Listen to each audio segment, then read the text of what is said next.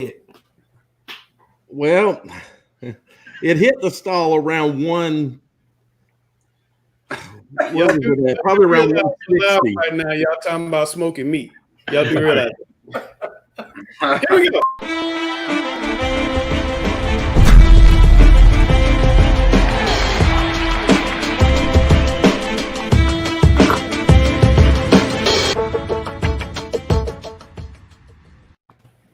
You see what happens when I let these guys come on before we go live? They want to start talking about smoking meats and cooking food. Segment. And won't ever give me any barbecue. They just want to put pictures on Facebook and tease me about it. That sounds like 2-minute warning right there. Never give me any. I know that's not a good look. Yeah, that's social distance right now. I need some of the barbecue if you guys are gonna make barbecue. Yeah, I got some sanitized Tupperware that I can put at your doorstep for you to fill with that's perfect. I've got it planned out. We can do this in a socially distant, an acceptable way. I tell you what, we got a real busy show. We got a really important man in the back room. But before I bring him in, I wanted to show you guys California today made some big changes. If I can get it to come up on my screen here, made some big changes, and they're going to move all their stuff into the spring. Look at that. Mm-hmm. Football championships are going to be in April. Basketball championships are going to be in June. What do you guys thoughts about that? Man. Wow, That's a lot of time to plan. That's for sure. And, but I think that it'll work. You have a better chance of letting this work. With the committing at the paper, I think that's a big thing. I think that's the one thing. If you can point to our state where we're having the biggest issues, is we're not seeing this type of thing out. I mean, in Virginia, you see the proposed plans; they're not even done, but we're seeing stuff that's out and that's actually for the people to kind of consume. I'm tired of us being in this kind of this waiting game of what the potential plans could be. That's the only thing I think there that I like about their plans. Yeah, we're going to bring in. Go ahead, sir. I'm afraid that no one wants to put that type of work in it. You know what I'm saying? I don't want. That's the only thing I'm worried about. I agree. We're going to bring in a man who released a plan in South Carolina, Jerome Singleton, the Q Tucker of South Carolina. Jerome, welcome to the show, sir. Well, thank you very much. Appreciate the opportunity. Yeah, thanks for coming on. Sam and Grice's football coaches. I know you guys are always tracking what goes on across the border down there. So we thought we'd bring in the head man. I'm sure you guys have some questions. Yeah, Jerome, I got a question for you. California announced it was moving high school football back to the spring, joining New Mexico and Virginia. You guys voted down on the spring proposal 16-1. Why do you think South Carolina pushed back so hard against spring football? Well, actually, they didn't push back against spring football. They pushed back against the idea of just moving sports around without knowing what the challenges will be.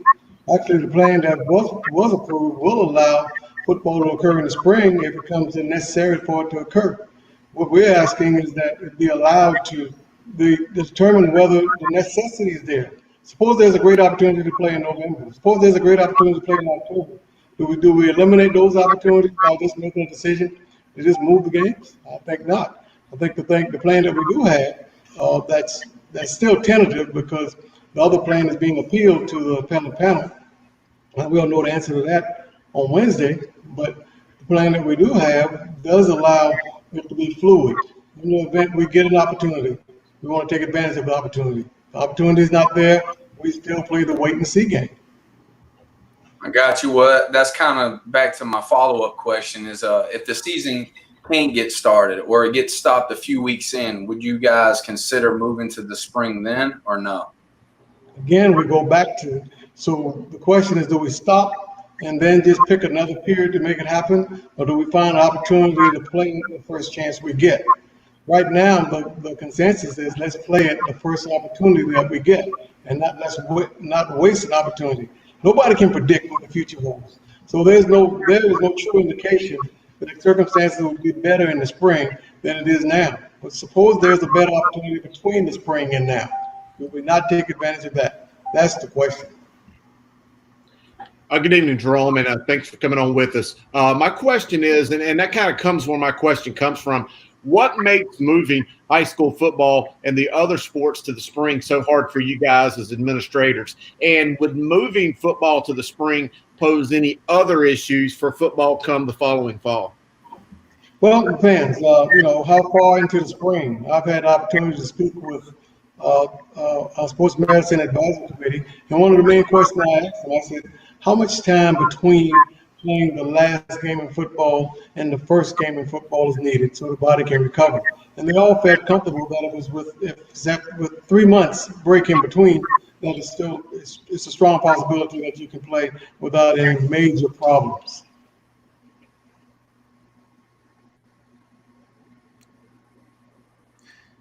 Jerome, thanks for joining us. We're going to switch gears just a little bit.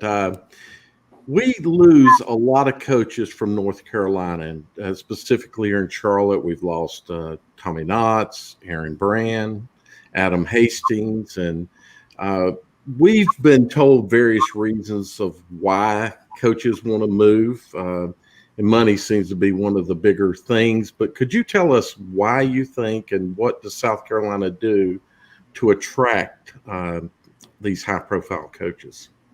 Well, again, I don't know what the funding is for them. I think we offer a good brand of football here in South Carolina. I think our coaches are very studious. I think they put a lot of time in working on their craft or perfecting their craft. I think they like competition. I think if you've got coaches that truly embrace competition and new challenges, I think you can find that in South Carolina. I'm sure you can find it in other states also, but we're proud of what we have in South Carolina. We have great football. We have fans that really appreciate the football team, great community support.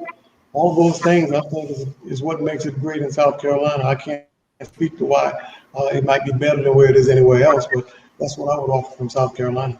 Great coaches. Yeah, good evening, Jerome. I'm just curious as to how much this COVID pandemic has affected the South Carolina Athletic Association, and how tough has it made your job? Truly, it's been a major challenge, but not just for me. It's been a major challenge for the entire school system here in South Carolina. Athletics is a big part of it.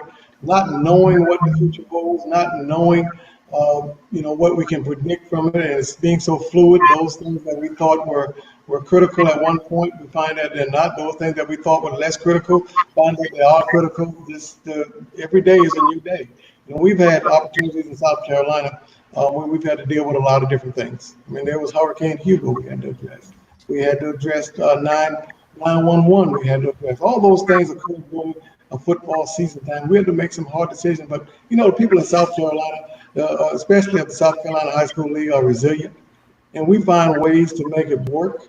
And I think we just got one more challenge in front of us, and it may not be the last one we'll ever have, but we've got another challenge in South Carolina, and we're going to work together and figure out how to best accomplish what we need to accomplish with safety of the students and the coaches and the fans at heart.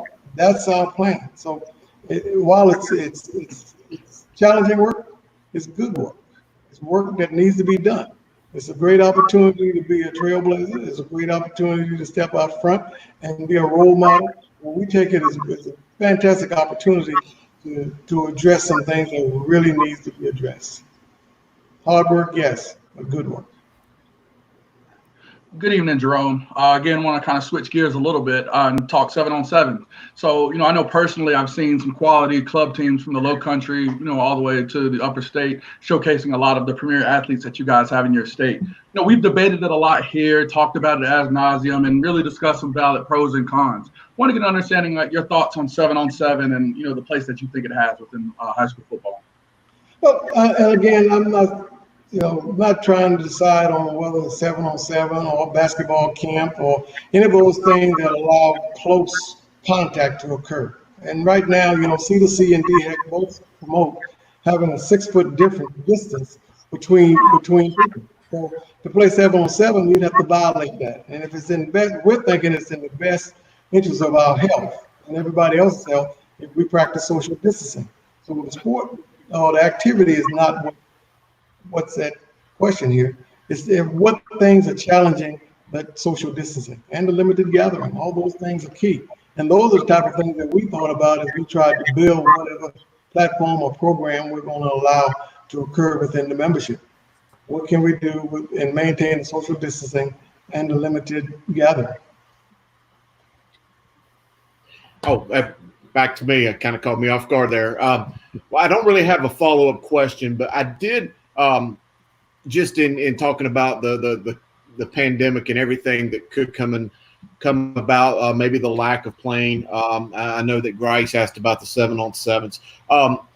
How much conversations have you guys had with officials, like from the Shrine Bowl and some of the other the North-South game, about the potentials of playing or not playing? And has there been any discussions from the standpoint of the high school league and any of these other organizations in terms of either playing as planned or backup plans if it had to be played at different parts of the year? Again, our plan is fluid. We're scheduled to begin the first day of practice on August 17th, which used to be the 31st of July. So we've backed it up a little bit. We've even cut back the number of contests that we're going to compete in this year. We've cut it back to 7 weeks of play of contests. And even with that, we reduced the number of state playoff contests that we'll have. We used to have 5, and we reduced to 4. And we're just speaking in terms of football right now, of course. But we've reduced it to 4, and we're trying to make it fit within the date. In fact, if we're able to begin on the 17th of August and able to begin our first game on September 11th, we can actually have the playoffs completed by November 20th, which is 2 weeks prior than where we've customarily ended it. Now, there have been all kinds of challenges that have come into place. If we usually have our last contest the second week in December. But over the past 5 years, we've had issues that have come up where we had to move our playing date because of hurricane, because of flooding, because of smoke inhalation, all those type of things. Well, we've kind of built in a buffer just in case those things occur. And it could also include an episode through the virus that may have shut us down. We still can end in December, the first week in December, and have those periods there. So beyond that, we haven't had any conversation because all of those other things occurred after our championship, All-Star Game, Shrine Bowl, and the likes. Well, Jerome, I tell you what, we've had a lot of people on the show, and no one has been sharper than you are. Like your look, I'll tell you, you got the tie on, you're killing it tonight. We've had some high-profile people, but you just killing them today. So exactly. You can thank my staff for that. They try to tell me how to put my best foot forward. Like I'm all ears. Like everything you're saying, I'm taking. Absolutely. When you look at Langston up there in his night. Thanks for coming on with tonight, man. I really. Yeah, I'm a little bad tonight. But Jerome, thanks for coming on with us, man. Good luck to you guys down in South Carolina. Hopefully we'll play a little football this fall. Again, I appreciate it. But if I can make one request of you guys, you guys have a lot of influence. And there's a lot of people that listen to you all the time. And we'll take the opportunity to really promote what we need to have done. Get the communities to get behind wearing those face coverings, to practicing those social distances. It's what happens away from our sport or school that's going to make the difference in the world. That for us, whether we're going to get to play or not. So if we can convince our student athletes to actually take ownership of this, because it's their game.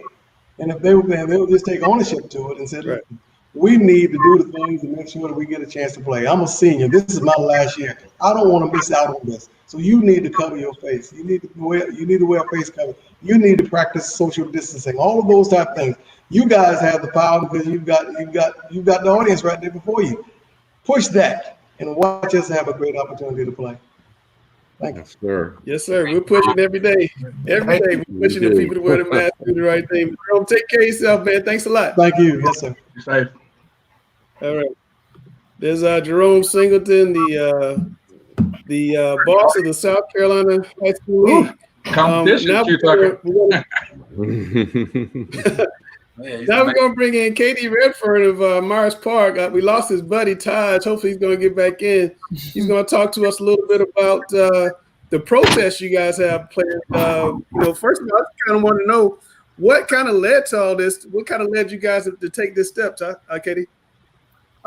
Just seeing everyone working and just like looking at what happened to every other senior and just start thinking about everyone else. And it kind of like hit me different. And I was like, well, maybe I should try to start something and just try to help.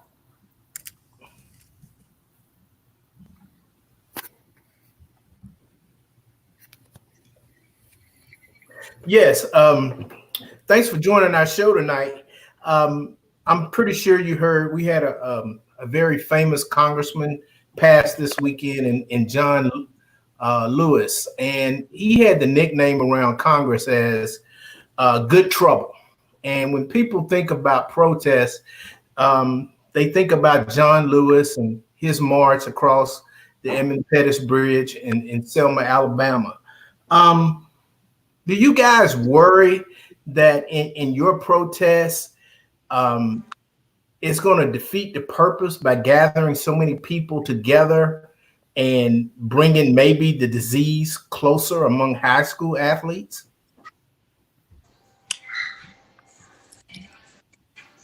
Hold on. My camera. Katie, you want to take this one?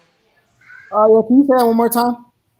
Yes, I was mentioning the fact that a famous protester in America died this past weekend, in John Lewis, and his nickname is Good Trouble. And a lot of people look at protesters as troublemakers. And do you guys worry that bringing so many athletes to the CMS headquarters, you're going to bring the disease closer together? I mean, there's always going to be risk going into protests, but I think that everyone is very well known to what coronavirus is, and they know that they need to wear a mask. But I have no doubt that it's kind of frustrating, but I think it would be fine. I think it would be fine. Who is your protest aimed at? Is it a specific person, a group? Who is it aimed at? Just CMS strictly, just CMS. We just need to let them know that what we want and let them hear our voice, really. But it's just aiming at CMS, really. And what facts do you guys want to bring? We know you want to play sports. That's an emotional feeling. But what facts can you bring to CMS to let them know that it's okay for fall sports to take place this season? Todd? Can you announce that again, sir? Yeah, I'm asking. A lot of protests are based on emotion, but to get something done, you have to have facts. What facts do you expect to bring to the CMS administration that can persuade them to let fall sports take place this year? So that's a good question. And so far there hasn't been any COVID positive cases during the in the state during the current summer workouts that have been in place in like different counties and stuff. A lot of those teams are safe.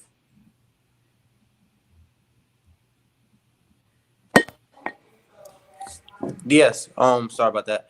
There are not too many people. Okay.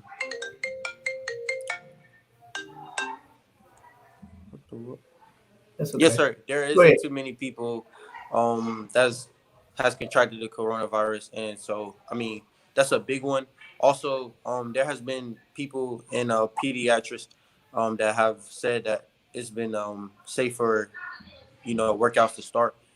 The North Carolina High School Association has also deemed it safe to start. So those are facts that we have to prove that this is a positive step to go.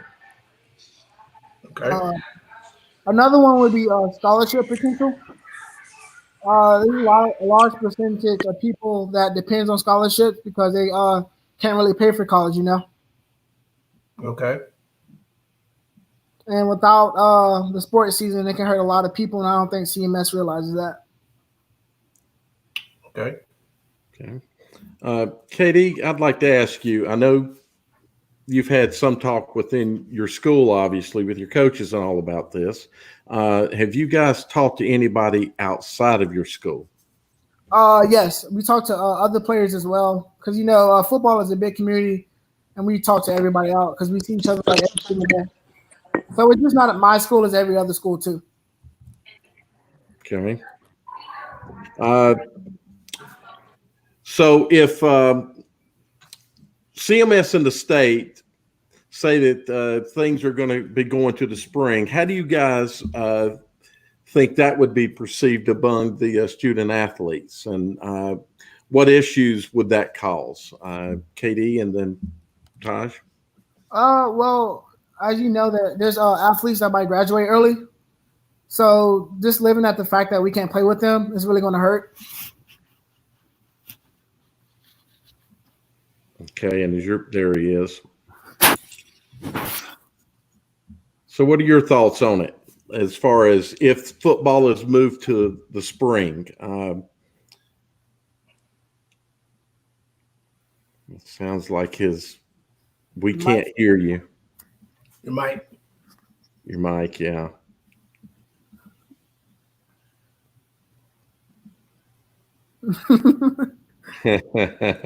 Do you have a mic mute icon potential there? Okay. No. Okay.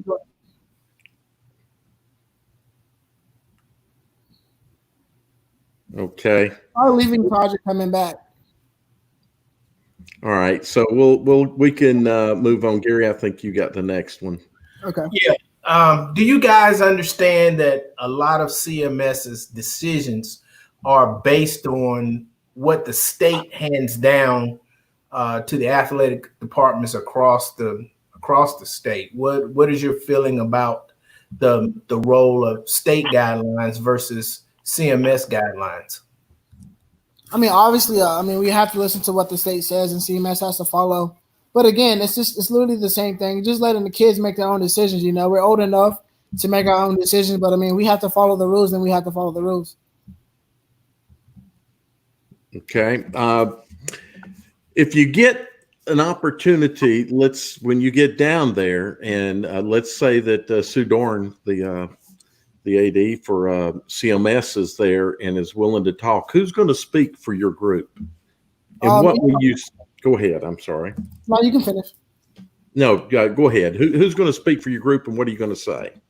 Well, I wouldn't necessarily group. I would say anyone that would like to speak out. But I'm literally just going to write something up and read it out to the AD at CMS. Okay. I'm sorry. Go ahead. Oh, my bad. I'm going to just hit them with all the evidence that I got. Yeah, if you get an opportunity to speak, you can't have all of you speaking at once. Somebody's got to be the voice, the leader. So that's very important. So the other question, if CMS or the state doesn't play or delay, we know that some private schools have said they're going to play. In South Carolina, we just had them on. They currently have plans to play. Do you think any kids will move? 100%.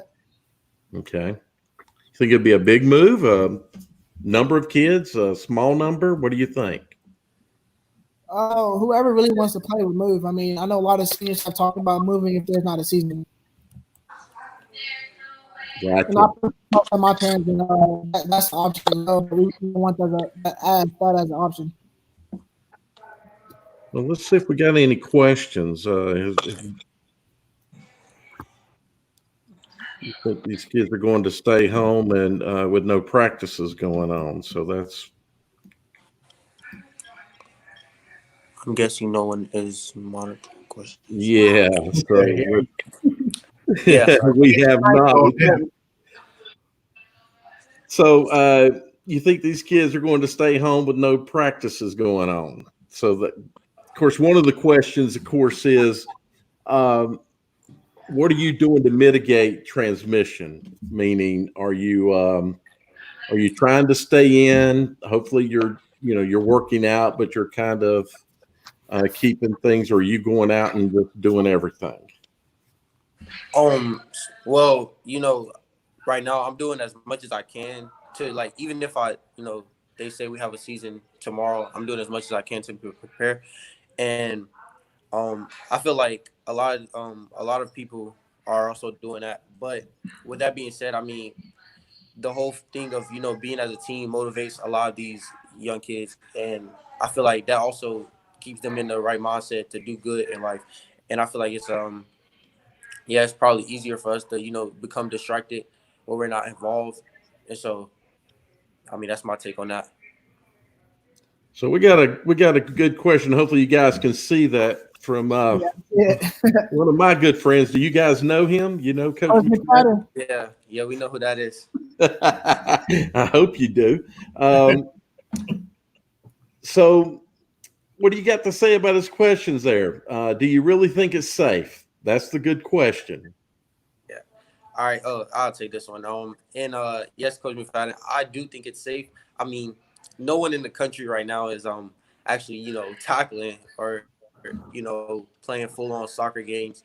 Even some basketball tournaments are being a little altered to fit to be safer. But yes, I do think it's safe for us to start back up. At least at the workout point, we can do regular drills, non-contact. I feel like, but just being as a team, many people just being together is what's like the most important right now. So. Yeah.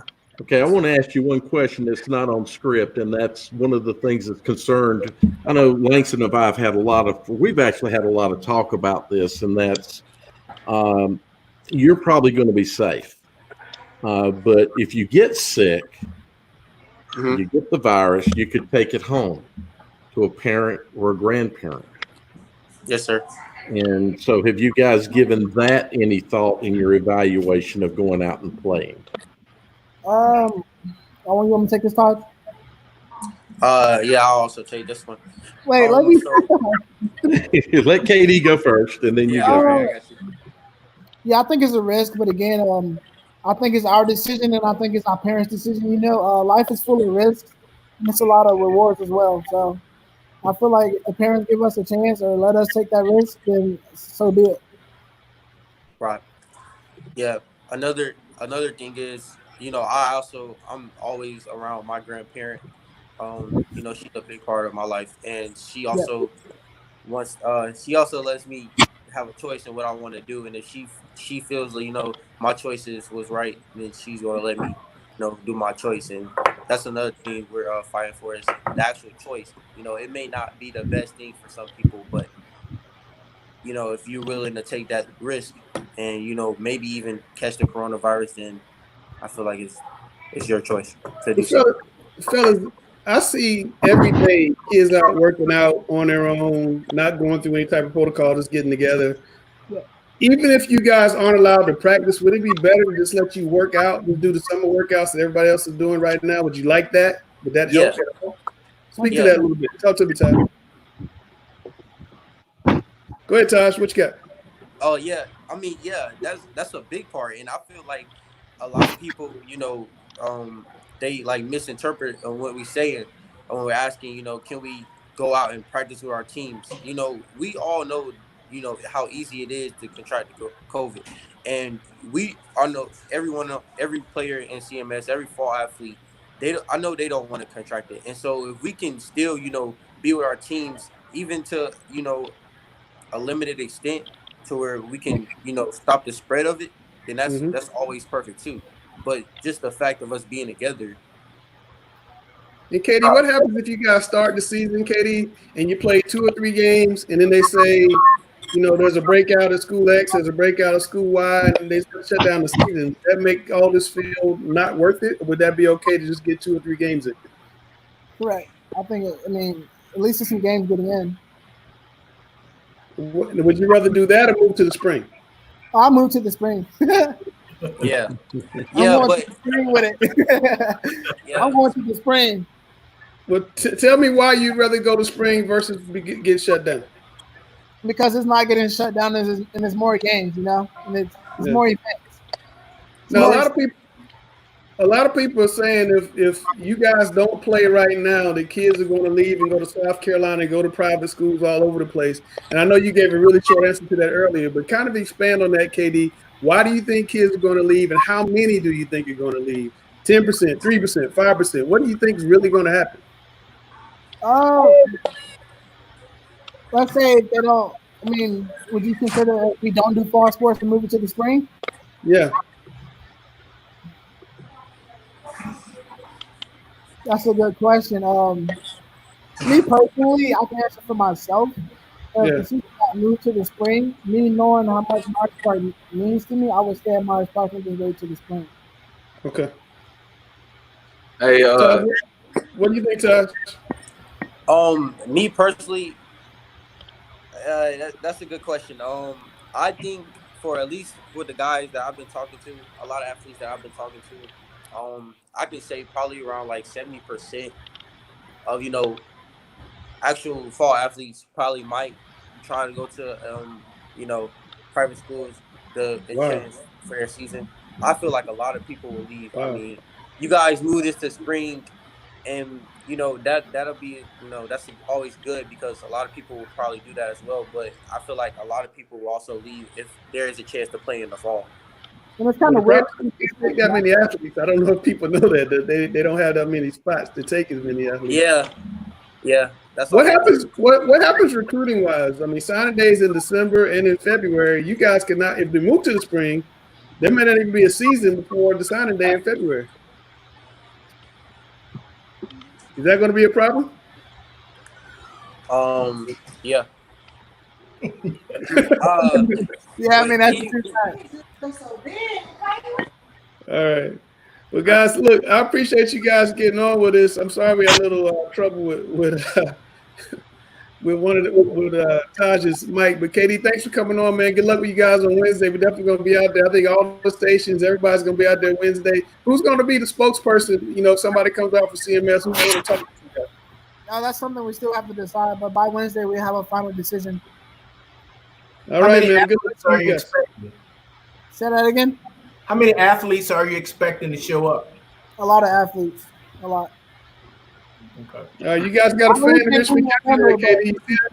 I really can't give you a number, but there should be a good amount of athletes. I mean, I have people texting me from all over from Union County as well. So I'm looking for 50? Yeah. You think 50? 50, maybe more. Maybe more? Wow. Okay. All right, man. Well, good luck to you guys, all right? All right, thank you. All right, thank you, man. I don't think that that many people would leave. I think that you're talking about maybe max 3 to 4 per team, but it's got to be like people that have the ability to go to private school. There you go. It's expensive. Like I'm to move to South Carolina. Them West Charlotte Lions, baby, they staying with us, baby. We're gonna figure it out. Well, we're gonna bring in the man who maybe has a couple of opinions on this right now, Mike Natoli, the head coach at Independence High School. Coach Sam told me on camera he really, really, really wants to play you this year. He says you're ready. What's up? Right, he wants to wait. Hold on, you qualify that. We're talking about losing games, not adding games, so I don't know. Woo. You already talking about I'm gonna be honest with you. I've never lost to Natoli though, so like it's gonna be hard for him to say that. To be honest with you, but on a real note, your haircut is phenomenal. You must have hit up 218 Barbershop. Is that where you go? Nope. I had long hair in college, and then I decided to shave it one day, and I've been cutting it myself ever since. Hadn't spent one penny on the barber. So hey, save a lot of money. Save a lot of money. Yep. All right, Chris, what you got?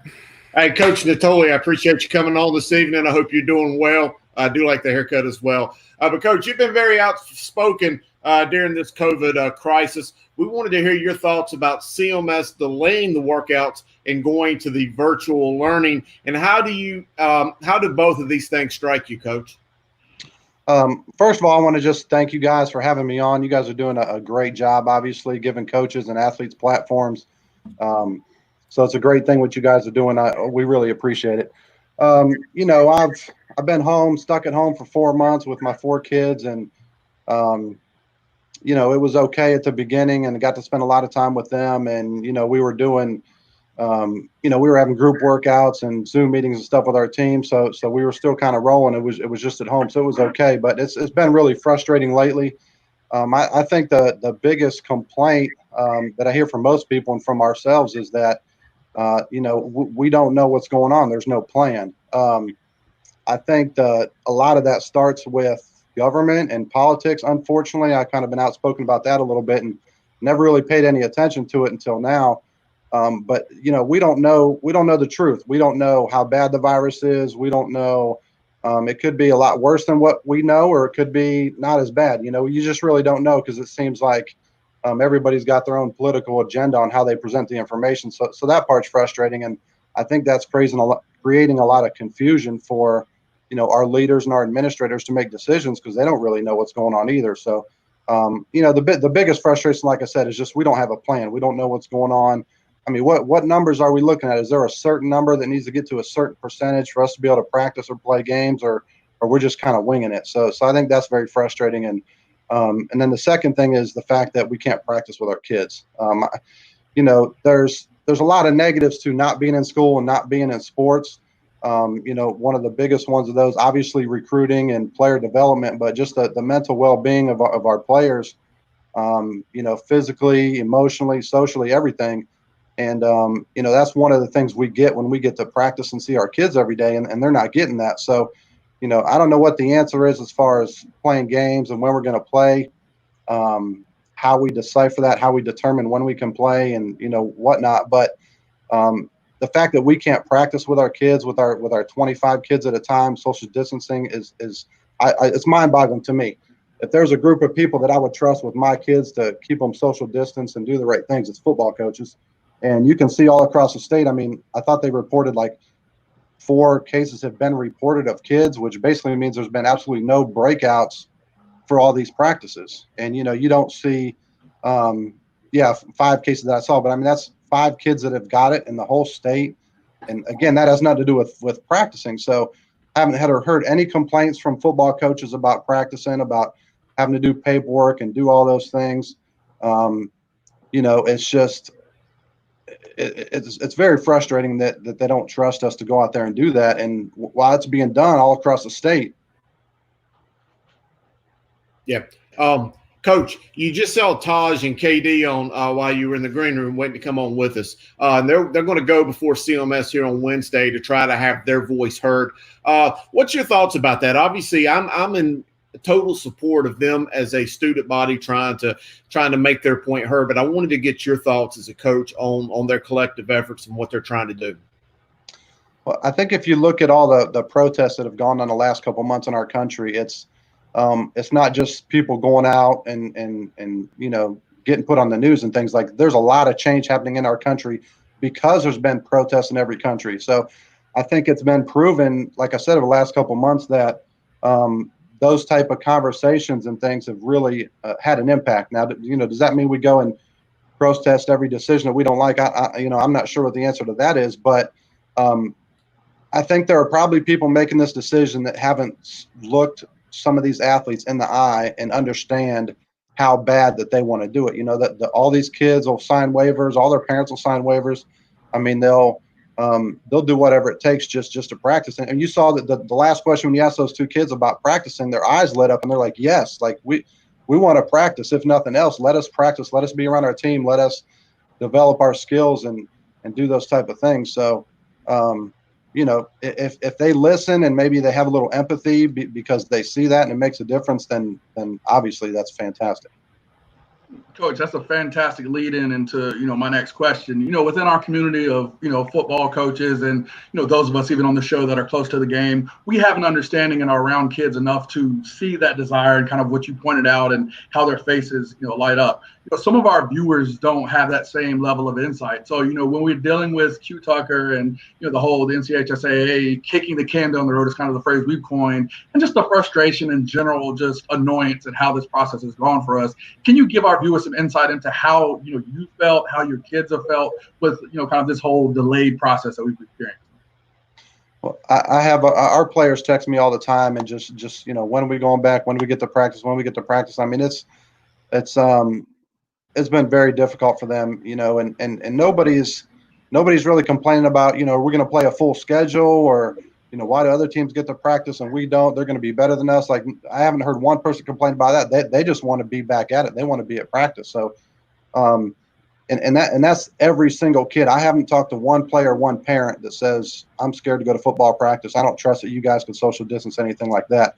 So it's, if you look, you talk to government officials or just people in general, the general public, it's almost like we're divided. We got a 50-50 split. Well, there's no divide with high school football players. I know that. High school coaches and football players want to do what they can to help our kids progress and get closer to their goals. So I think that's unanimous for sure.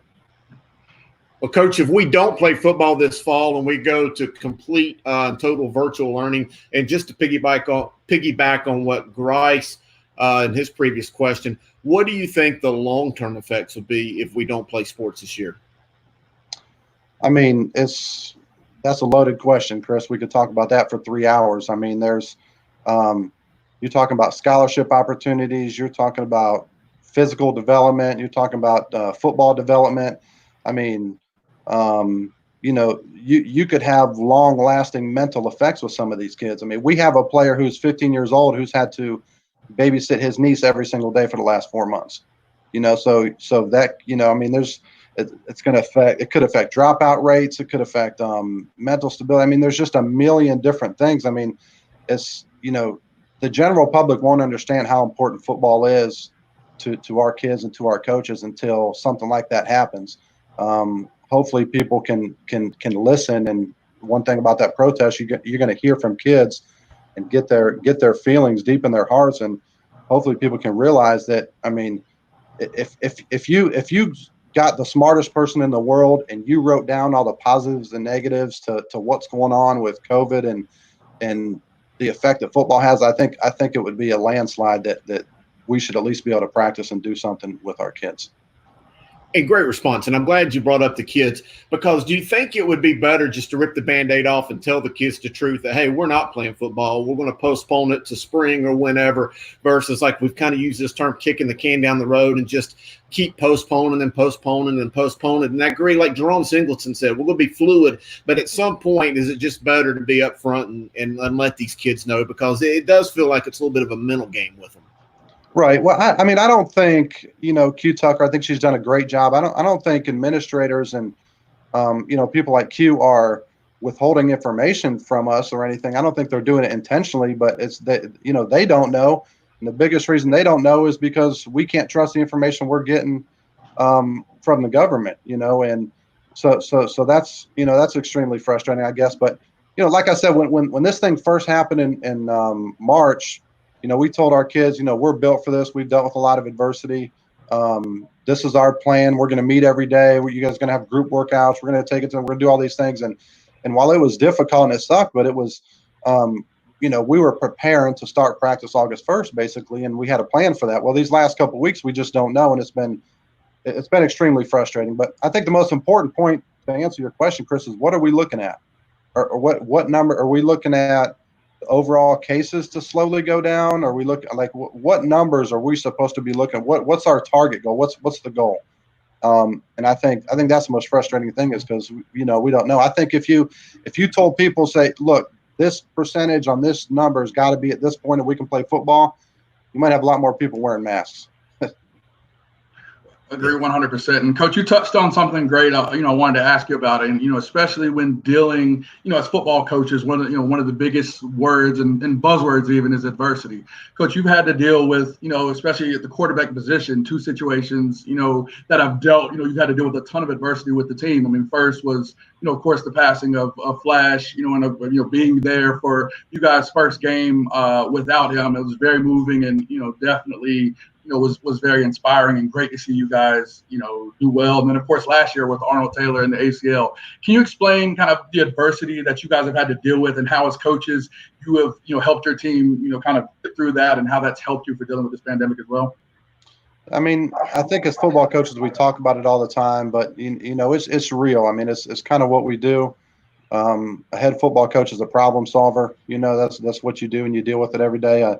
I talked to Coach Hales a couple of years ago, and he said best advice he ever got when he became a head football coach was don't ever do anything, have anything planned during your planning period, because there's an hour a day that something crazy is going to come up that you have to deal with. So, we've kind of embraced that at Independence because we've had to. We had a lot of adversity from the beginning, so we really hammered that home, with our leadership meetings and things like that from the beginning. So, when Flash passed away, obviously it was it was devastating to everybody in the program. But to be honest with you, the true character of our kids came out. They I mean, there were days where I sat down against the fence crying and didn't even know what to do. And I had players coming up, coach is going to be all right. We got this. Let's go, And so it's our kids, they had to grow up fast, but they prove what kind of kids they are and what kind of character they have. And, it's most high school football players are going to act that way. It's not that, our kids are better than anybody else and they could deal with it. I think most high school football teams would be able to deal with something like that just because adversity is kind of a part of the game. That's why football is the best game in the world, because we get to teach life lessons, and we've had to deal those face on. But our players and our coaches have been amazing through all of it. Just supporting each other has been the most important thing. Definitely, and that's unfortunately I was on the business end of that and inspiring butt whooping you guys gave us. But it's definitely inspiring to see you guys rise up and have a successful season. So, Coach, we can't bring you on here without discussing, you guys continue past the rebuilding. I think you guys have done a phenomenal job. I'm a big fan of you guys. Coach Van Horn, Coach Baker, all the guys over there. Really have a lot of respect for you guys. As we look at the season, as you're looking, to kind of take that next step in your path to establish your prominence in the conference, thoughts kind of about your team and how prepared you are to take the challenge at the top of the conference. Yeah, well, this COVID thing has added a lot of anxiety as far as that goes, because we have a great senior class coming in, several kids with offers already, and it would be the fourth year. Obviously we were with them when they were freshmen, so they've been with us the whole time. They know what to expect. Our off-season culture was amazing. I mean, what we did in the weight room before this pandemic hit was the best we've had since we've been there. So it was really an exciting season as far as the program goes. So that part's, obviously has been a little bit frustrating, but, we're happy where we are. We got a really good freshman class coming in, a great coaching staff, and our culture's really, really good. So everybody's buying in. So we're excited about the future. Well, Coach Natoli, I appreciate you coming on here tonight with us. It's absolutely great to get your point of view on all the issues at hand, and it's great to talk to you tonight. We hope that you guys have a great preparation for the season whenever that can begin to happen. But again, can't thank you enough for coming on. Yes, sir. Thank you, Chris. Thank all you guys. Thank you. Absolutely. Well, I'm going to do a no-look pass here to Sam and let you take off this next segment, Coach. All right. Well, so we got our high school correspondent, Kenzie McLean, back on the show, a.k.a. Linda Cohn. Kenzie, you did your first report this week. Tell us all about it. So I talked to high school swimmer at Huff, Savannah Lee. She's going into her sophomore year, about how she would feel about moving swimming to the fall and moving football to the winter. And then a little bit about the CMS, and the report came out right before I did the interview. So just talk to her a little bit how she feels. Good deal.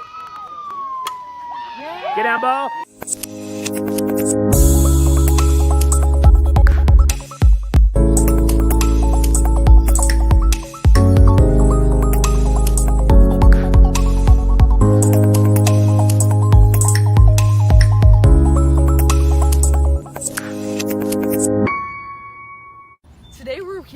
Huff High School sophomore swimmer Savannah Lee.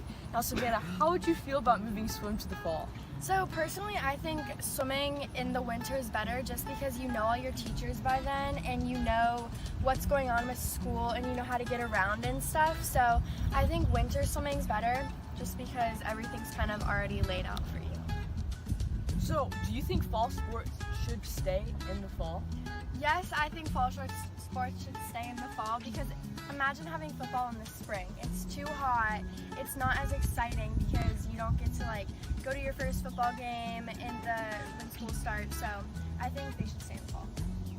And CMS just ruled that you're going to go to school for the first 2 weeks, but after that it's going to be all remote. How do you feel about that?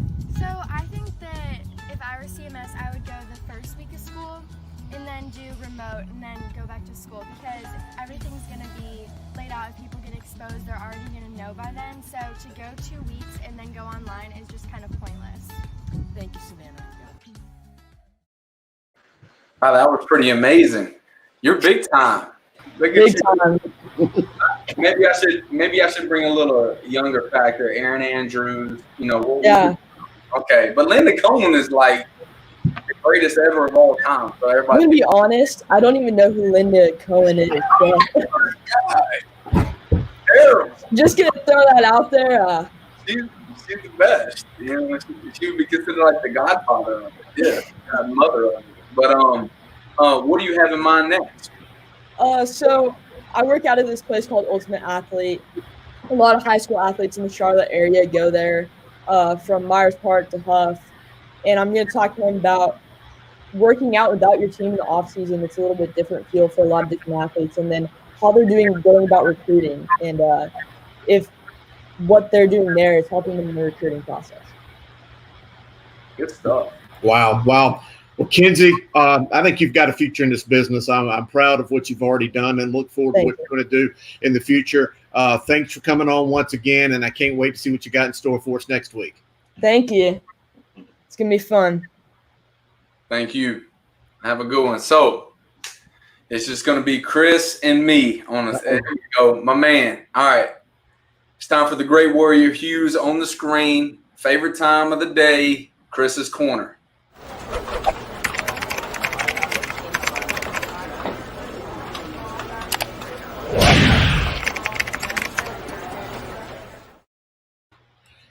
How you doing again, guys? And in today's Chris's Corner is really more of a question. And once we throw it back to the guys, I'm going to let you guys kind of chew on this for a minute and we'll talk about it later.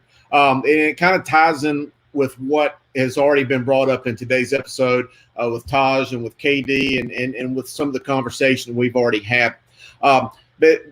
But where I got the idea for this topic came from an email I received a couple days ago from a pretty prominent head football coach in this state who has a son who's a pretty good athlete and he's going to be a rising junior and has had some looks, or a rising senior who has had some looks from some colleges, but he still is one of those guys that needs just a little bit more film, I think, to maybe put himself over the top to receive a scholarship or some sort of aid for his continuing his football and his academic career at the next level in college.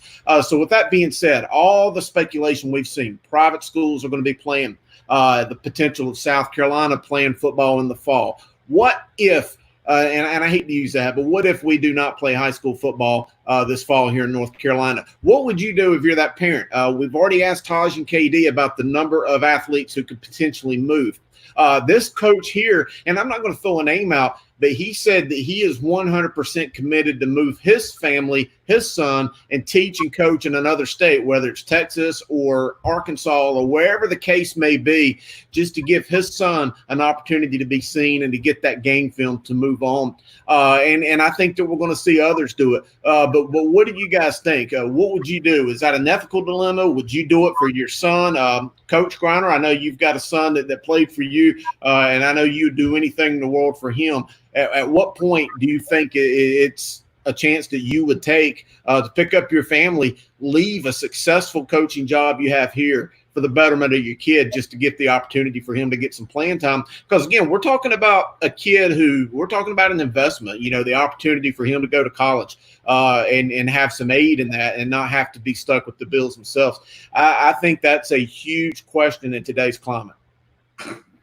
I'm not nervous. I don't get nervous. All right. Well, to be honest with you, every circumstance is different. I think it depends. Money is a big factor. Like, do you have the ability to literally move? It's not like you can just say, I'm going to go play in South Carolina.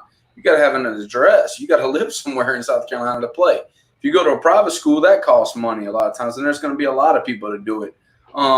Me personally, hopefully they did enough their junior year. Now, every circumstance is different, that they have college interest, and then you can't make a big move like that. I think it's just too risky, because even if you go somewhere else, that season could get canceled. Then you wasted a lot of money for something you're just hoping to do.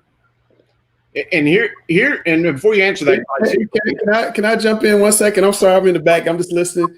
I think a lot of people may decide, and I don't agree with the Myers Park kid that 70% are going to move, but I think a lot of people may decide to try to move to a private school or go to South Carolina. Two things. It's not easy to get into a private school. You have to pay it. You have to pay you have to pay basically a down payment. You have to apply. You have to get in that pass academic test. You have to go see a counselor. There's a lot of things that go into that. And private schools don't have a lot of seats, guys. They're essentially 1A size schools. They don't have a lot of seats. You can't take 10 guys from Mars Park's football team and put them on Charlotte Country Day. It's not that easy. If you go to South Carolina, you uproot your family, Sam. You sell your house, you go rent a house in South Carolina, or you just rent a house in South Carolina and pay double rent. There's no guarantee they're going to play in South Carolina. I just think it's a really chancy thing to make a move right now because we just don't know what is going to happen. We just don't know. I'm sorry, Chris. I'm going to get out and let you go. Well, no, and that's a very good point you made, Langston, and I'm glad you brought that up because those are all concerns that I've had. I think that there's an assumption that a player can just up and go to a private school, but I think we all know that is a much more difficult process than's out there. And here's another thing, and I'm not trying to put rumors out there. I'm not trying to muddy the waters by any means. But with the announcement that Q Tucker and the SCHSL put out in their fall sports calendar being pushed back to at least September 1st, but we're seeing a lot of school districts who are announcing virtual learning.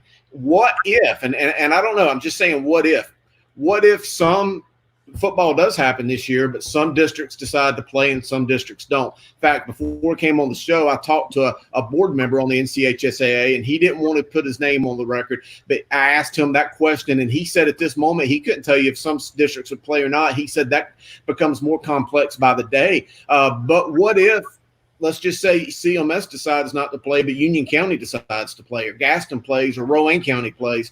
I think that is a somewhat of a feasible possibility. Mm-hmm.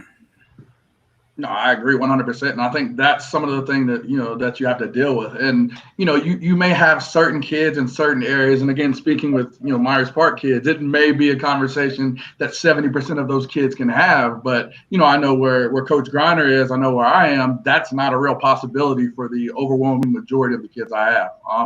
Talk about mobility around here, and that's just not something that's feasible. And again, all of those factors in play, it's not a guarantee if I go to South Carolina that I'm going to play then.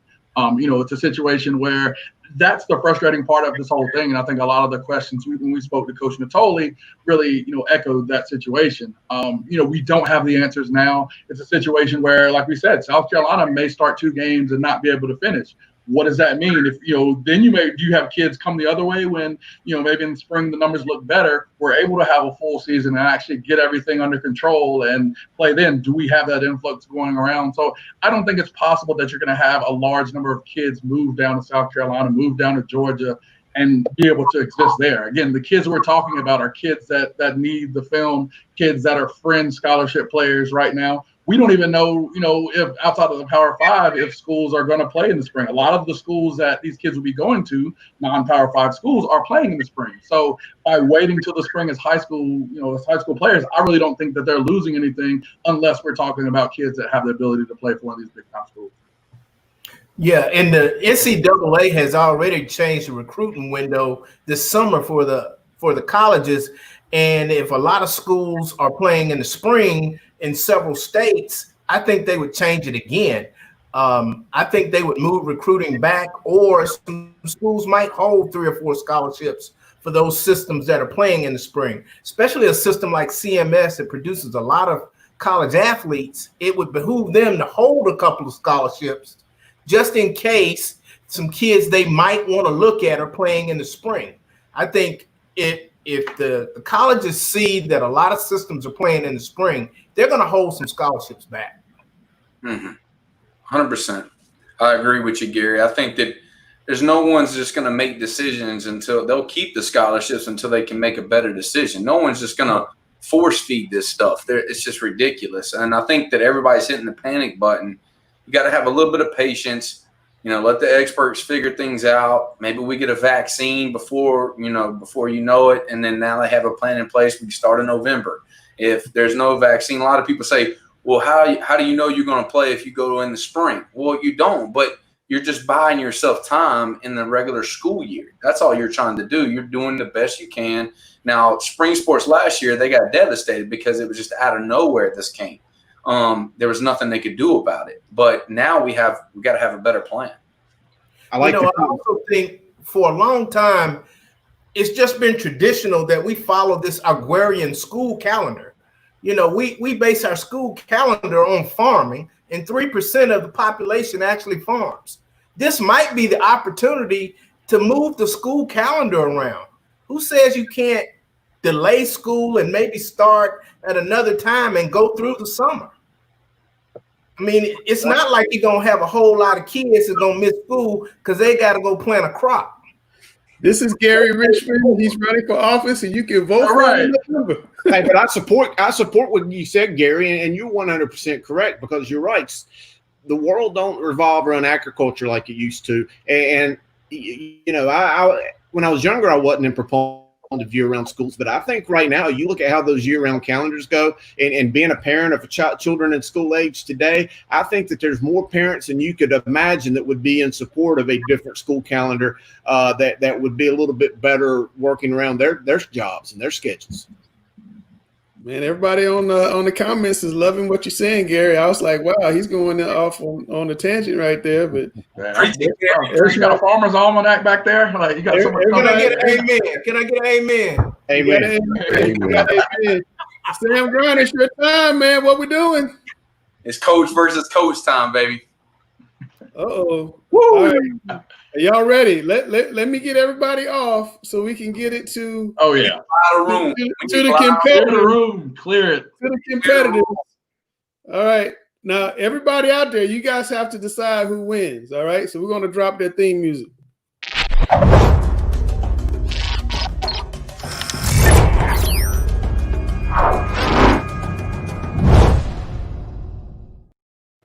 All right, fellas. Now, y'all know the rules. I'm going to put the questions up. You guys have to answer the questions. And Coach Grice wanted me to flip a coin. There was a tie last week, but Sam, since you're the incumbent, I'm going to let you pick. Here's the coin. Pick, Sam. Heads all day. Heads. We got a tails. Grice. Tails, baby. Where you going, Grice? First or second? Oh, you know what? I like my head coach does. I'll play defense first. He can take the first question. I'll be defense first. I know where Sam's going. Now, I'm getting out, so I'm just going to put the questions on the screen, but I know where Sam is going to go with this one. Most improbable state champion, 2017 Harding, to beat Scotland coach on here. Let's go. Talking about it last week. Or Vance last year, the Road Warriors beating everybody on the road, going up to Richmond County, going to everywhere, going to the state championship. Sam, who was the most improbable state championship? State champion? Can you take your Harding hat off? I'm out. No, there's no way I take the Harding hat off, except when I'm coaching for West Charlotte. Now, it's two different scenarios. All right, so you got Vance, who literally went to the semifinals like 4 or 5 straight years. Then he went to the state championship, lost in the state championship. Everybody knew that they were really good. They just finally got to their potential during the playoffs started happening. It's not like that team was bad and then all of a sudden they got better. Harding was a dream come true. Over 50 years, never even seen something like that. They played with so much passion. It was a Cinderella. CNN took it on. It's not even close, to be honest with you. Which one? I mean, it's pretty simple. I mean, that sounds good. You know, you go back. First off, you know, this Vance team, new head coach. The Vance team was a 10 seed. Let's get that clear. You guys won your conference. Am I right?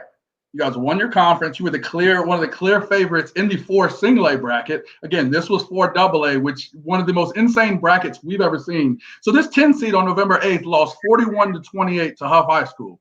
I mean, played poorly. It was a situation where we didn't think that they were going to be what they ended up becoming. So they only gave up 24 total points in the entire playoff run. They beat Butler, beat the 2 seed Mallard Creek, West Forsyth, Richmond County, all at their places. You didn't have to deal with teams anywhere near the caliber of those teams, and then went on to destroy Leesville Road that had gone through and beat Wake Forest the time before. This was a situation in which this team, under a first-year head coach, had to come out here and play some of the top teams on the road and didn't do anything where they had to deal with a situation where it was a close game at all. So again, we didn't have to play nobody. We had to beat Vance to get there. And Scotland County, do you remember we had Scotland County coach on there not too long ago? Said Zamir White was not playing. Best team he's ever coached. Zamir White was not on. He was not playing. Zamir White wasn't. If Zamir White's in the game, you got me. If Zamir White's there, I had 3 All-State players that didn't play in the game. 3. 3 all-state players that didn't get to play in the game. I'll take those 3. You had a 5-star. You had a 5-star on your team. They didn't have anywhere close to the play for Crouch. Take nothing against Vance. Vance is a phenomenal team. I said it. I said there was 4 teams that could have won the state championship. Vance was one of them before the playoffs started happening. I even gave like a whole segment on it saying if they play defense the way they're supposed to play defense, and Coach Hackett did that. He did a phenomenal job. Amazing job. No one wins in Richmond County like that. When's the last time you've seen a team Richmond County get dominated in Richmond County? It does not happen. They dominated them that way. The year before, Myers Park did it. The year before, it's pretty simple. So. That team was probably one of the best Richmond County teams you'd seen in 5 or 6 years. Again, you don't see them get dominated that way by that team. Again, this was a 10 seed. This was a 10 seed team. They got dominated. Let's go forward. I clearly want that. You're up right here. All right, so game of the year. These 2 are amazing games, but again, I saw you here. I've got to go with Vance Creek Part 2. I'm an IMET guy through and through. I saw you with your badge, with your hard bottoms on the Vance sideline for this game. You know it because you were there. This was an amazing game. Again, you're a defensive guy. Why am I taking the game with the lower score? I tell you why. Because Vance wasn't supposed to win this game. Austin Greer was getting killed. The offensive line was getting dominated. This was one of the best Mallard Creek teams we've seen since their state title run. And the fact that Vance came out here after getting dominated in the first game, only touchdown they scored was on a defensive touchdown.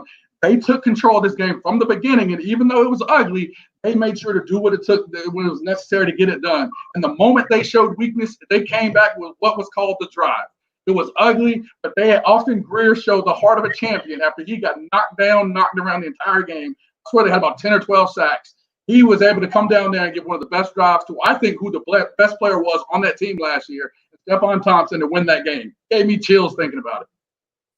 All right, so like you said, I was at that game, and I thought it was a phenomenal defensive game. But the problem was this. Even though it was low scoring, I thought that Vance, all he did was do the check down swing pass. He threw that ball probably 15 times, and I felt like Mallard Creek didn't do a good enough job of stopping that. All they had to do was take away the swing, even on key downs, and then they could have took it away. But they didn't do that very well. Now, you're talking about the other game, Catholic versus Kings Mountain. It's not even close. You had 7 overtimes. Say it again. 7 overtimes. Now, I know you like coming over to the dark side and try to say, I like the defensive game. You're always going to keep coming over to the dark side eventually once you start figuring that out. But that game is just way better. You talking about how you didn't know which way it could go. I thought that Mallard Creek was winning part of the first game, in the first half. Then Vance took it over. It was kind of easy to see the swing. No, they couldn't make the adjustments. Mallard Creek stopping the swing pass. And then their defense was locking them up. So, Kings Mountain, Catholics won so many state championships in a row, and you thought Kings Mountain had a chance to beat them, and they didn't. Catholic, all that passion that they play with, they still, 7 overtimes end up winning the game. All right, best team in North Carolina. Now, this one's a very tough one. I ain't going to lie. So you'd have to put Richmond County up in there as well, too. I think Richmond County might have their best football team at all this year. I really do. So I don't want to, disrespect them at all because, my man will come. He'll come for you now. He'll come right now. Yeah, so I'm going to have to go with the one guy I'm not going to piss off ever again is the Weddington Will Shipley, because that man right there, I feel like he literally puts a chip on his shoulder when he feel like I choose against them in any way. And I think that they are special. They won 2 state championships back to back. And I think that they have a chip on their shoulder, the whole team, because who passed them last year in the Sweet 16? Our own Charlotte Observer, they end up leapfrogging Weddington. They should end up being the Sweet 16 because they haven't lost in forever. And they end up winning the state championship too. But, Vance made this, great run, and they leapfrogged them. I think that's another chip on Weddington's shoulder. And I think they're supposed to play this year. And if it went down, I think Weddington could literally be – I know, they're a smaller school. I'm telling you, I would not put it against Will Shipley. He is a beast. No, and it's like you said, it's a tough one. I love my guy, Coach Capone. I love, all those guys out there. They do a great job, but it's no question. And the biggest thing with it, and with Vance being the best team, is that they play these other teams that we're talking about here. You have a situation in which, because of our conference, they're playing the Mallard Creek teams that are consistently the best in the state. They're going to see Richmond County in the playoffs. They make sure with their schedule, no matter what, you saw they were playing Dutch Fork. This team has shown even in the past that, hey, we're going to play some of these top teams out here, and we're going to make sure we do everything we can. I think because of that strength of schedule, because clearly, within the mentality of those guys at IBM Drive, I tell our guys all the time, they eat weights over there. And you can see that just by their mentality. They ain't the biggest, but they show to be one of the most physical. And I think if you'd have seen this matchup, Will Shipley would have had a day. You don't take that away from superstars.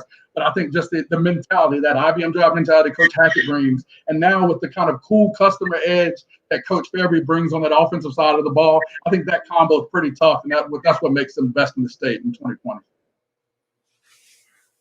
All right, this is huge. Oh, this is easy right here. I think you can sit this one out, Sam. During quarantine, it's one of the big things for me was that, hey, I knew I didn't have to go into a corporate office. So I said, you know what? I'm going to take this chance, just as my kids are, and win through COVID. I think Malik Creek has coined that hashtag. I like that. I'm going to win through COVID. So I chose to win through my beard. I moisturize. I got a good little herbal oil going. I try to comb it out for these periods to show exactly what I've got going on here. So it's great. I mean, it doesn't provide any problems. Don't really have food that gets stuck in here. So I think it's clear to see that the longer, more flowing beard is the better choice over your close, tightly, trimmed beard over there. I think it's pretty clear. It's not very clear because the only thing that's not clear is that what can fit in there. I think you still got some Cheetos just dangling there. Now, obviously, you got the single life beard. I'm a married man. You know what I'm saying? So my wife is going to be like, no, you're not going to be poking me all day with your face trying to kiss me. So I got to clean it up. You got to be clean, man. We're on a great show. And you're looking like, sloppy. It's just all over the place. It's like literally hanging off the screen. And it's not even like tightened up. Like we got some earmuffs on the side too. So it's not even. Okay. Like the my girls in my life, as long as my daughters are okay with it, those are the girls that matter, and I haven't got to cut it yet. You guys are too much. My favorite part of the show, man, coach versus coach. We'll be back next week with more questions. I love the beard versus. We got to get some reader questions, Langston. Hey, any reader questions, guys? Send those in if you want to debate. The oven was hot. The oven was hot tonight. I thought Grace did a phenomenal job. Absolutely. Came up with a win, but it was just a little short. We got love the beards, bro. We got Marcus, man. We got the dude's got a tighten up beard like me. He's got a tight up beard like me. Look at that beard day. I love it. Look at the hashtag. We got it. Hashtag Grace's beard. We gotta get that going. Oh yeah, that's my buddy right there. You had to help me out. I had to get my people in here to help. I hear you. So Dale, Grace is running now. Early on, you guys were going. I didn't want to stop your train of thought, but we did have a couple comments come in when you guys were talking, debating. Chris said he was on the sidelines for the Kings Mountain game. He said Griner won that question. We had a Richmond guy, Deion Cranford, come in with a comment there. Ooh, there we go. That's good, man. And knows what he's talking about. Chris jumped back in. He thinks Richmond has the most talented roster, but when is the best team, most complete? I think we named Huff number one that way too early preseason Sweet 16, and I think nobody wants to comment on that. Then we got a long comment here. I don't know what he's talking about. But we got finally I get love from my head coach. It's all love. I love you guys. All right, folks, we're gonna bring you guys back a little bit later on. Thanks for coming on. Now it's time to get our guys on for the 2-minute warning.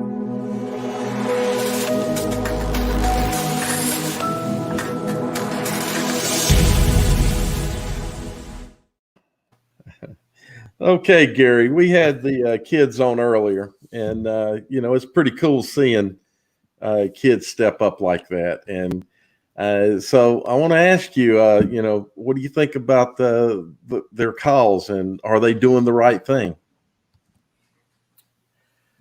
I think their cause is noble. Are they doing the right thing? No. And the reason I say that is I want to take us back to about 2008, where CMS lacked the funding because of the recession to keep a lot of teachers, to keep a lot of academic programs. They were even thinking about eliminating middle school sports, and people protested, and the community joined in about, hey, we can't cut middle school sports. Let's find a way. Okay. Let's find a way to keep some of these academic programs. Back then, you had a choice. With this COVID, they have to understand that the school system is not delaying football or fall sports because of money. They're delaying it because of health concerns. Not just the kids, but who the kids can transmit the virus to. They could also transmit it to the coaches who are trying to help them. And I think that they have to understand that nobody likes not being able to play sports in the fall, but it just might be a necessary evil that they have to do what's best for everybody concerned. All right, good said words. I'd have to say that I'm glad to see young people step up and want to try to have an impact in what's happening with them. So I do support what they're doing. I hope that they go out and they mask up and stay safe and try to get their message across. You have to learn lessons, and this is going to be a life lesson for them, I think. Hopefully they learn how to express themselves and how they can try to influence and have impact. But like you say, this is a bigger thing. This isn't like going down and saying, we don't have enough money to be able to fund this, and what are we going to do? There's a whole lot of other factors that's involved in this. So I don't know. I don't believe that they're going to come away successful, but hopefully they will come away as better people actually by doing it. I agree, Dale. Hope they can learn from this experience. With private schools announcing their intention to play if we ever make it to phase 3, what will be the fallout for the public schools? You think we'll get transfers, or will kids keep waiting? Boy, that's a tough one, because I think there's going to be some people that are going to be not think this thing out, and they're going to transfer. They're going to try to transfer. But as was said a little bit earlier, there's a whole lot of hurdles to transferring, even to a local private school, because can everybody transfer? So it's only going to be a few players that can do that. We're not loaded with a whole bunch of private schools. So that's going to be difficult. And then transferring across the border to South Carolina, that's going to be tough too, because you're going to have to move. And then, personally, I think that you go do all that, and then you're going to lose the whole opportunity of playing, because things are going to get shut down there. So I think we will see some people transfer, yes, but I don't right now believe that's going to go very well for them. One thing that I think may come of this is club football, where you get organizations similar to Pop Warner. I know Pop Warner only goes to a certain age, and maybe they even increase their age, but maybe you have club teams where, just like you have club 7-on-7 teams, if they can go through the right protocols as far as insurance and waivers and that type of thing, I think you may see some people try to organize club teams. As Langston said earlier, transferring is too hard. People just can't pick up and move. You may have 1 or 2 kids that can transfer or move, but the vast majority are going to be stuck with whatever the school system decides. Yeah, that's a good point. So we got remote learning. That's going to be one of the methods of learning. I think it's going to be the entire method of learning. And the SCHSL allows districts to determine, if kids are eligible or not.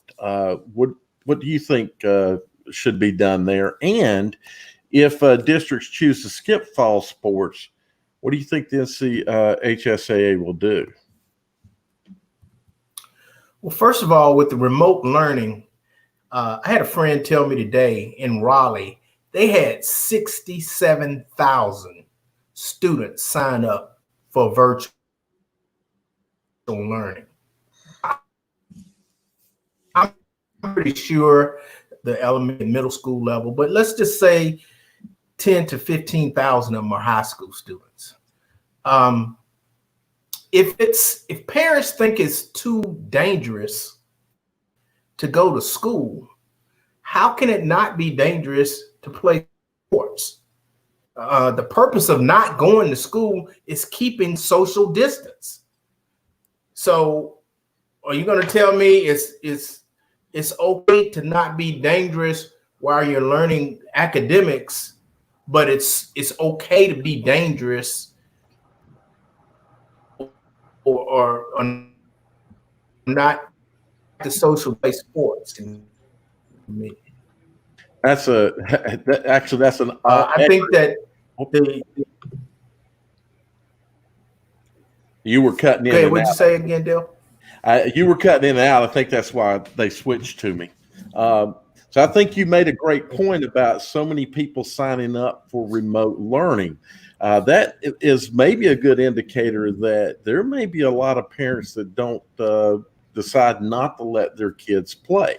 My thoughts are that there's if the district can handle the costs of transportation and getting kids back and forth, assuming remote learning is available and fall sports or at any point in time there are sports available. If the district can cover those costs, then I think it should be done. And all districts should look at that. Well, if a district decides not to play, if we decide to go, and this is one of the other things that can happen is the NCHSAA can say go, but a district can say no. And boy, if that happens, I don't know how that'll be handled. That's a big deal because it would probably be more than one district. Yeah, there's some big questions to be answered. But one point that I think personally, if I don't understand, and I know Gary disagrees with me, but I don't understand why, if we have remote learning, what's wrong with playing sports? Because that's less time for kids to be around each other. If I'm in remote learning, I'm not around people all day long. Then I'm just taking a smaller segment of my population and going to have sports in the afternoon. I don't see why that's such a bad thing. I also don't see why it's such a bad thing what Mr. Houlihan said last week about having one day of school with 1/3 of your population in school to at least have a touch point with those students. I do have a lot of sensitivity what Dale is talking about having an older person, a parent, a grandparent, an aunt, and uncle at home when that kid comes home with COVID. So I'm sensitive to that. So I almost support remote learning because of it. But I think in a remote learning environment, I want to hear what you guys have to say. Kids should be able to play sports. And if a district decides not to play sports, I think other districts are going to say, here's my chance. Mecklenburg County and CMS aren't in the 4AA. I'm going to get a state championship. You guys respond. I'll jump in on that. That's a good point. But the question would be, if CMS says no, how much impact is that going to have? There's a lot of question about how we're going to play. Are we just going to play conference games? If that's the case, and there's not, CMS is not going to play anybody outside of CMS, and none of that's going to impact other people's schedules, that might be an opportunity. But my guess is CMS says no, we're going to see a couple of other big. Wake County's going to probably say no before CMS. Bryce, 2 questions. Should remote learning be eligible? Yeah. Should remote learners be eligible? And if a big system says no, do you think other systems will still say yes? Yeah, so the first point there, as far as the remote learning piece, I don't understand, like you said, Langston, why that's a big issue. Especially when we look with football, the majority of practice that we have, especially we look at the summer, we look at even, into game 1, if not game 2, all of that's done before we enter into school. So I don't understand, if we're able to play games before we come to school, why it would be a big deal if kids are not on campus to continue that throughout the season. I don't understand what the difference is and why it's okay in game 1, game 2, but yet if that was a whole season where kids aren't on campus, that'd be a problem. We look to the second question again. Let's be clear here. This state is ran by Guilford County, Forsyth County area, CMS, Wake County. If those three, major units aren't playing football, and the related counties and and areas around them, nobody's playing football. Those are the big areas that are going to drive decision making. We saw, when Wake County seemed to be pretty, heavily pushing their date back a little more than everybody else. That seemed to drive CMS. That seemed to drive a lot of these other districts that are surrounding these big areas to kind of respond in kind. And I think that's what you have. If you have a CMS that says, "Hey, we're not playing," you're going to see different areas around, are going to kind of echo that same sentiment. So to me, it's driven by these major areas, and they're going to be the ones that drive the whole state as a unit. Well, 2 points. First off, I think that if we do go to virtual learning, I do think that those young student athletes should be allowed to play. I think they should be eligible. I have questions about how that's going to happen. Is the school system going to provide transportation for those players to get to school every day to go about their practices? I think that there's far more questions and answers in that regard, but I do think bottom line they should be allowed to play. I go back to what Coach Natoli said. Who better to implement social distancing and doing things the right way than football coaches? And I 100% agree because your football coaches are going to go about doing it the right way. Now, I'm going to disagree with Grice and some of you other guys now in the sense that if CMS, if Wake County, if Guilford County, Forsyth, your 4 largest school districts, though in Cumberland, in the state, if they decide not to play, I don't think that it's checkmate for the rest of the districts. I think that it's just like a political map that you see on Fox or CNN or whatever. You got your red and your blue states. Well, you've also got a lot of red and blue counties. I think that you will see some of those outliers. You tell me a Swain County is not going to play football, or a Richmond County, or Franklin High School. I think that you're going to have some of those counties that will buck the trend and play. Now, or who are they going to play? They're going to play each other 4 or 5 times? I don't know. I think basketball. Try to play. Home and home like basketball. Chris, is it fair to hamstring those smaller counties because they may have very few cases versus a big county like Charlotte, like Wake County and Mecklenburg County that carries the bulk of the cases just simply because we're closer together, there's more people living here? Is it fair that we're holding them hostage by not playing? Well, the NCHSAA and state of North Carolina is broke down into 8 geographical regions. And I think that they're in those 8 regions. I like the way they're strategically placed. North Carolina, I keep saying it, if you drive Highway 64 from Murphy to Manteo, that's about 620 miles.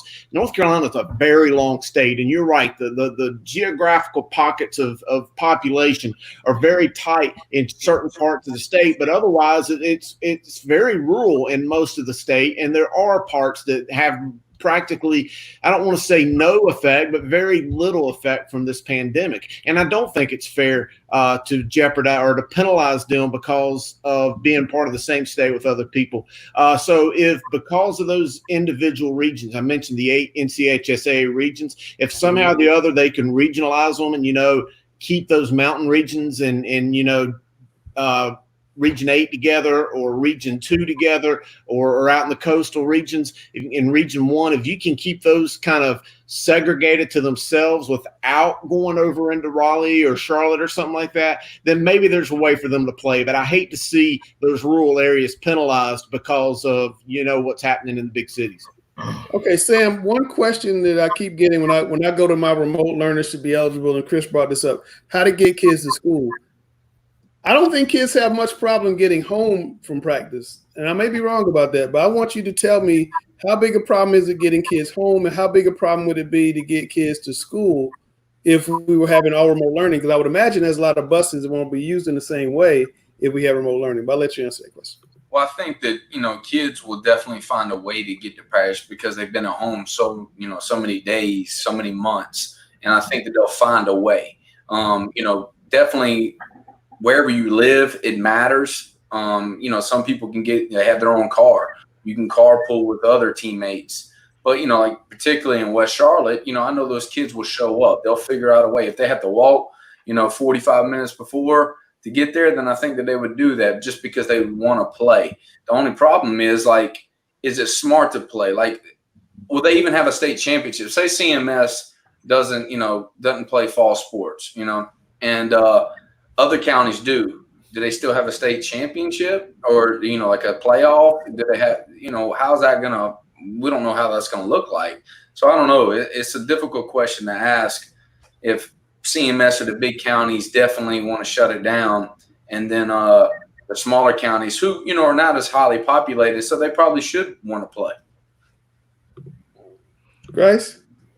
Yeah, so I mean, even for us at Hopewell, I mean, it's a situation in which we have kids, we have practices where kids have to get there in the summer months, and I mean, I think you kind of go the way most kids go. I mean, you're going to ride with a buddy, you're going to see if you can get someone to take you there. If they can't, you're going to reach out to a parent. If they can't, you're going to reach out to a coach. I mean, I don't think any of us are foreign to picking kids up and taking them to practice or taking them home. And I know I've had to take a few, and our head coach, does that as well, in addition to most of the coaches on our staff. So I think, all of us working together as a team, get kids to practice and help get them home. And I think with that kind of level of community, that's how those car rides home a lot of times build those relationships with kids. And those are the moments where you really pour into those guys. And, and I think that's, among us as coaches and as leaders, to make sure everyone's safely able to get to practice and get home without any incident. My background is AAU basketball, and I see kids from all over everywhere figuring out a way to get to practice. And I just don't think it would be that huge a hurdle. But, I mean, I want to hear what you guys have to say. And, Chris, I know you want to give a rebuttal. I want to give you the chance to speak. Well, and I know you've got the background in AAU, and trust me, I know that kids ride with kids. I did so when I was in high school. I was an older person in my class, so I had a car before a lot of my classmates. I drove kids around, but I'm closer to 50 now. I've got kids of my own. I've seen what happens sometimes when you put kids in cars with kids, and it's not always pretty. So I just look at things more from a liability aspect. Sure, you can put kids in a car. I'm not saying that can't happen, and I'm not trying to just take the other side just for the sake of argument.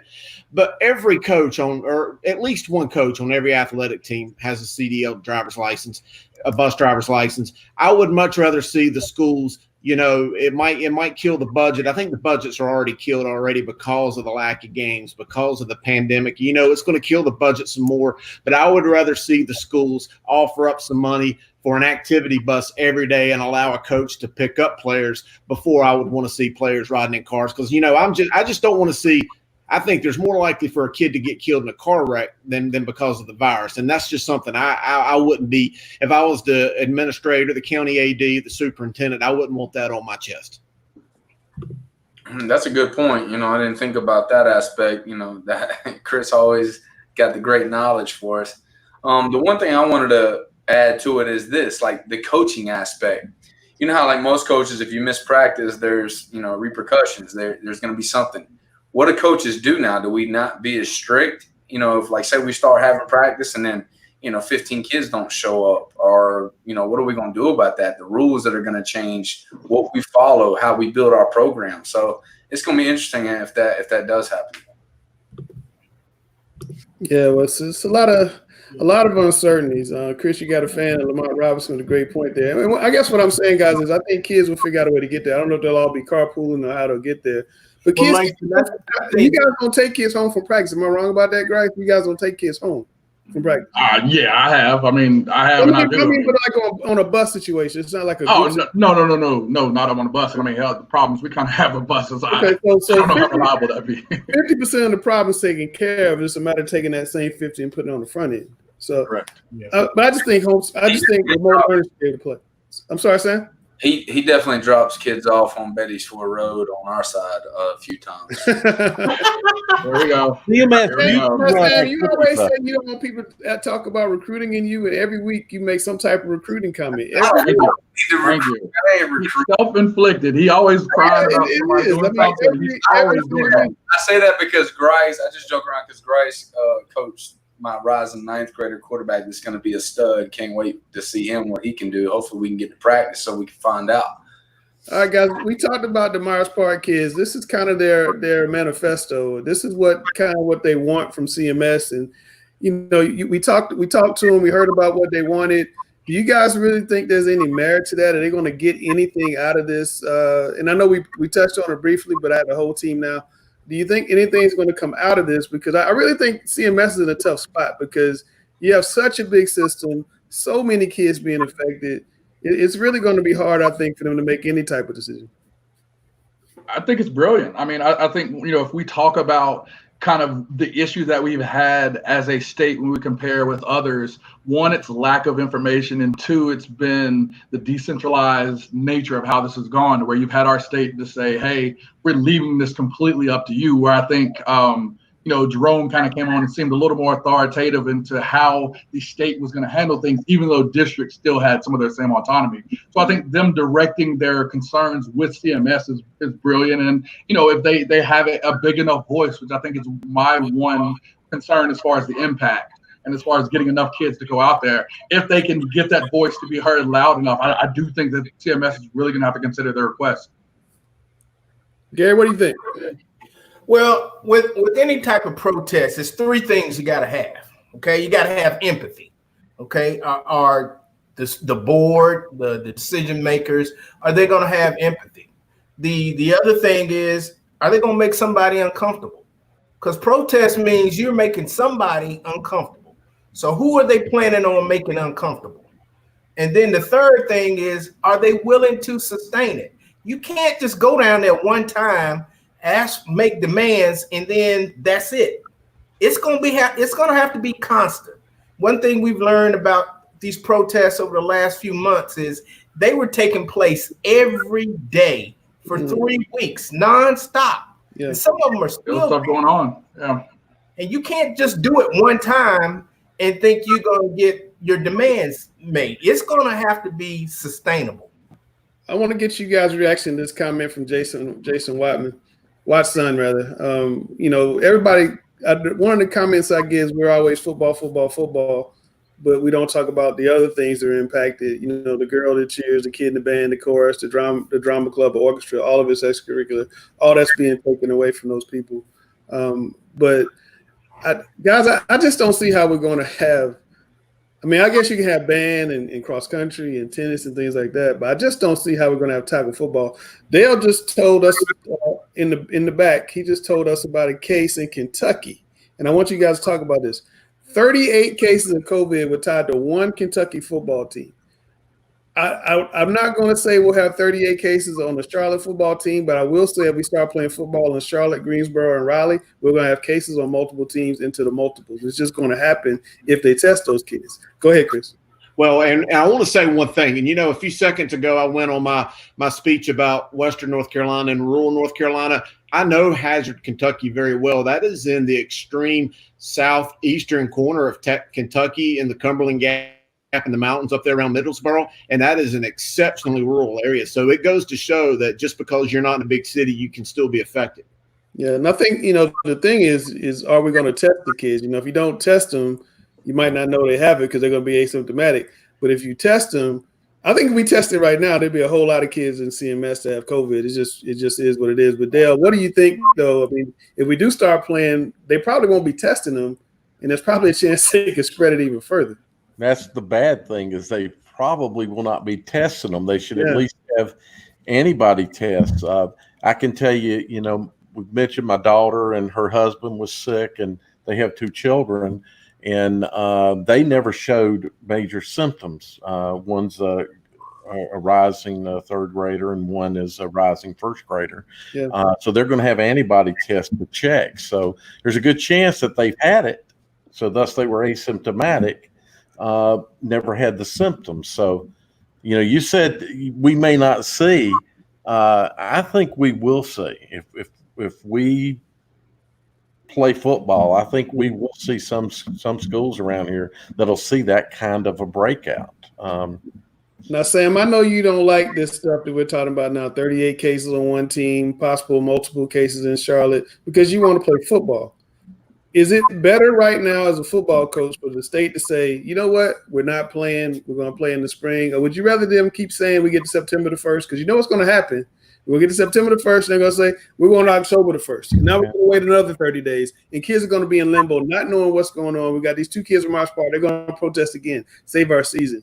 What you're a football coach saying, what would help you and help your kids right now how would it help you to hear from the state? What could you hear from the state to help you? I'm trying to form my question. Yeah. I mean, I completely get the question.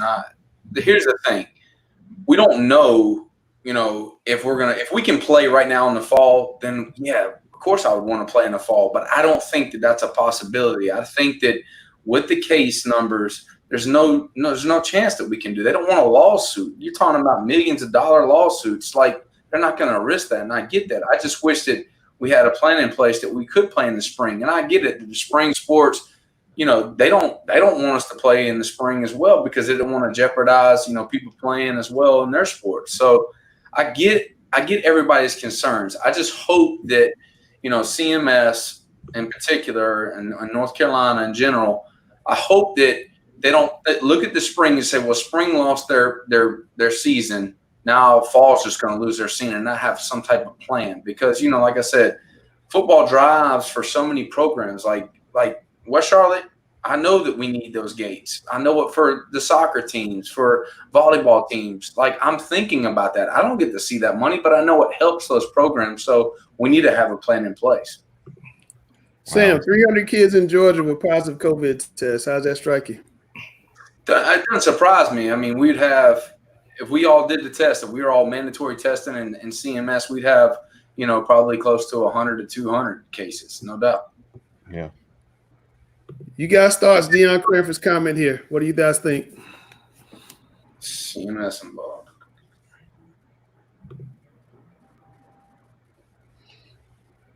Can you see that, Sam? Yeah. Anybody thoughts there? Yeah, I agree. They do need to be strong-willed. Gary asked how many times they were playing the protest. I think that's kind of the point you're getting at, Gary, is that, if they only do this one time, it'll come and go. Is that what you thought? So he's frozen. Well, here's a revolution, Langston. So what Gary was talking about with our continued protests is a revolution, right? Yeah. So we're going through a revolution right now, and it's going to have to be the same kind. Now he's back, maybe. Well, but like what he said, not only are they going to have to be out there, but he mentioned they're going to have to make them uncomfortable, and they're going to have to be consistent. So, all of those factors are going to have to come together for it to make a difference and to make a change. But if they don't, if they're not strong-willed and they stay on top of it, what he was saying is it's going to be forgotten about next week. I agree. Yeah. 100%. But do you think that any amount of protesting is going to make CMS say it's okay to play high school football in a pandemic with the numbers we're having in our state? I think I think they can look for, is for them to clarify and provide information on what they plan to do. I think that's a reasonable request. And, with any protest, there are strides that can be made, and you may not achieve your ultimate goal, which is to play right now. But again, it's not unrealistic to ask for a plan. We see in Virginia, they have a plan. South Carolina has a plan. Tennessee has a clear plan. We do not have that. And we're one of the only states around us that don't have a plan. That part, I do think is compromised. I think it's kind of hard for them to have a plan because the state is waiting us for Q Tucker knows are waiting for us to go to phase 3 before they kind of unveil what they want to do. So their hands are kind of tied. But I don't know which one of you guys asked about the Band-Aid coming off, though. Would it help just to, as Bryce just said, to pull the Band-Aid off and say, this is it versus this kind of limbo? Yeah, I mean, I think taking the Band-Aid off and is probably, not the right answer. You probably need I don't know. It's kind of hard to answer that. But what I'm trying to say is, I know that you want some sort of an answer versus just continually pushing it down the road. But I think it still just comes to the information provided, what we know, the fluidity of the changing of the situation. But I'll go with what Mr. Spock said in Star Trek. The needs of the many outweigh the needs of the few. And ultimately, yes, I understand these kids want to play, and I support them. I would want to play if I was a senior too. But you still need to look at the big picture of everybody that's affected versus just the students. So we're just clowning you, Chris. I'm sorry. Yeah, Star Trek. That's one of my favorite sayings. The needs of the many outweigh the needs of the few and the one. That's one of my favorite sayings. Yep. Guys, we've been on for a long time. It's been a great show. It's time for Mr. Griner's final thoughts. Sam, you get the final word. Oh, I took him out. Wait a minute. we all need to know. We all need to know about Linda Cohn. So easy go Google Linda Cohn, so you don't take that harshly anymore. But we'll go Aaron Andrews. I really enjoyed the show today. Next week we have Ernest Winston coming on the show. Please join us at 8 p.m. next Monday. He's my boss. Can't wait to hear what he's got to say. And thanks again for joining us today. I can't wait to hear what you have to ask your boss next week. And you can't chicken out. We'll get fired now. Can't chicken out of the questions. Guys, it's been a great show. Appreciate everybody coming on. All you guys, plenty of you guys still sticking with us watching. So thanks a lot. We'll be back next Monday. The Observer's calling you guys the best high school streaming team in the world or something. So it's pretty cool. Pretty cool. Right. Wear your mask. Wear your mask. Bryce, 3-1 tonight. Check out the 70s. You were 3-1, dude. Gary, will you please tell people what that means you keep doing every week? What's that mean? Peace. That means we're getting ready to go and throwing up the hooks. Throwing up the hooks. That's our fraternity. All right, y'all be good. We'll catch you next week. Wear your mask. Wear your mask.